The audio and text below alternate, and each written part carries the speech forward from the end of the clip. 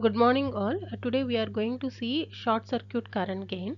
To understand the frequency effects of a bipolar transistor, you need to first determine the short circuit current gain.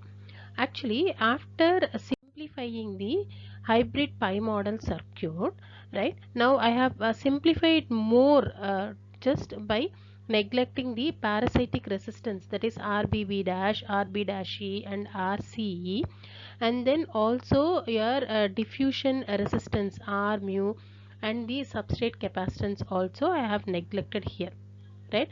And you should note it down. The collector is connected to signal ground, and we should always keep it in mind that the transistor must be biased in such a way it should be always in the forward active region.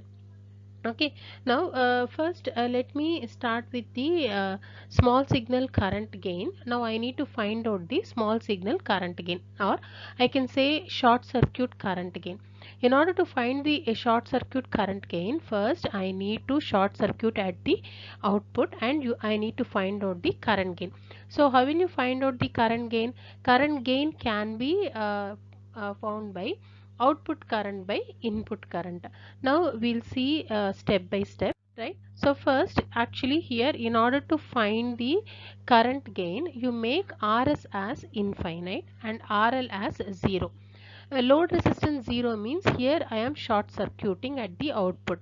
So first you take the output current by input current in to find the current gain. Okay, so in order to find the output current, what we have to do is you apply KCL at the output node, right? So what are all the currents going out here? Gm into V, and currents coming into, right, C mu, right? So I am writing V pi j omega C mu. Similarly, you write the equation, KCL equation at the input node, right? So what are the currents coming in and going out? You write it as an equation. Then next, what we after finding the current gain, we will get like omega z equal to gm by c mu and omega p equal to 1 by r pi c pi plus c mu. After finding this, we have to plot the magnitude and phase plot. Now we will plot Bode plot for a short circuit current gain.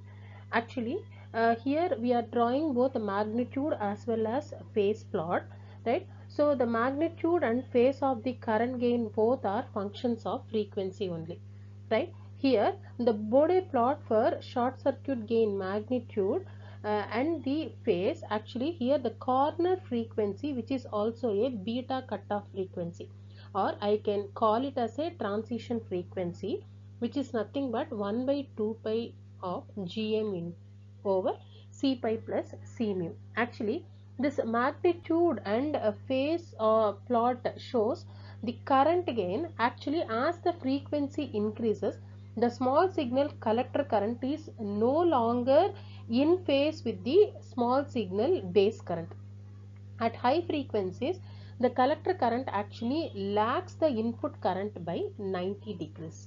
So this is the concept behind the magnitude as well as phase plot. It's clear, right? Now next we will see actually gain and bandwidth product. When we increase beta, we increase r pi, but we decrease the pole frequency range. So which in turn unity gain of the frequency, actually it remains the same. It's clear, right? Now based on this gain and bandwidth product, that is unity gain bandwidth, right? Now we'll find out the transition frequency or beta cutoff frequency. So actually you need to consider always you remember that the capacitance are the functions of the sizes of transistor. Okay, so at high frequencies the transistor implies actually very small devices, and then now at that point the beta cutoff frequency, or this the unity gain frequency omega t, actually we can represent in terms of the collector current, that is DC collector current, right? So when we plot the general characteristics of that is FT versus your IC. Now I am going to plot the general characteristics of IC versus FT. When you plot the characteristics, actually the transconductance GM is actually directly proportional here. Not only that, C pi, but only a portion of C pi is related to IC. Okay, so the cutoff frequency is therefore lower at lower current, right? It is lower at lower current level, but the cutoff frequency also decreases at high current levels also, right? So at lower currents, FT is dominated by depletion capacitance at the base emitter and base collector junctions, right? As the current increases, the diffusion capacitance Gm into tau f, it becomes dominant.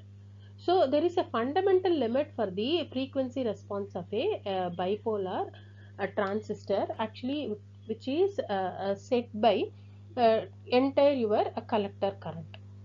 Okay, right? So the cutoff frequency or the unity gain bandwidth of a transistor is usually specified on the device data sheets. In general, it is depends on the, it is represented in the device data sheets, right? Now actually it is depends on the increase of FT, right? To increase FT, your high current diffusion capacitance, it is limited, and it will shrink the base width also. So low current, actually depletion capacitance is limited and it shrinks emitter area and collector area. So this is all about your short circuit current gain. Thank you.